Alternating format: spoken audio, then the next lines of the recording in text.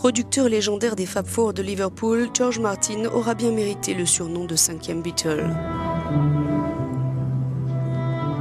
Ce londonien, fils d'un charpentier, diplômé de la fameuse Guildhall School of Music and Drama, où il avait étudié le hautbois, le piano, l'orchestration et la composition, est l'homme qui se cache derrière de grands succès des Beatles, comme Yesterday.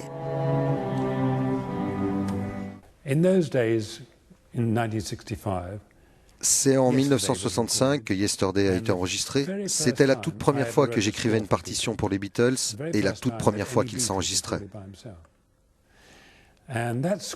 Cette partition était faite pour un quatuor à cordes.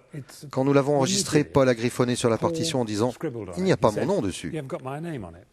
Et il a écrit en tête par Paul McCartney, John Lennon, George Martin et Mozart, en référence au fait que c'était une sorte de morceau de musique classique.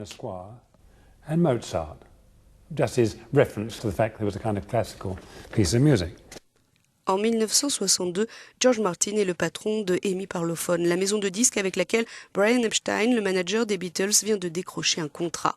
Dès lors, il produira la quasi-totalité de leurs disques, après avoir remplacé le batteur Pete Best par Andy White puis Ringo Starr.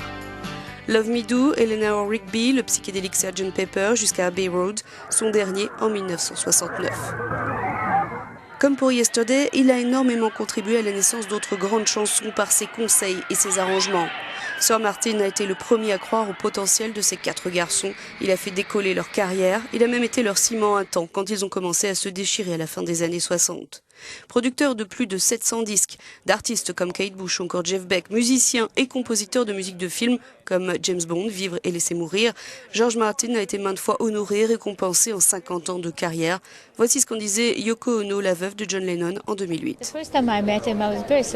La première fois que je l'ai rencontré, j'ai été très surprise. Il venait évidemment d'une formation classique et il avait cette sorte d'attitude, le comportement d'une personne très sophistiquée, d'un gentleman anglais.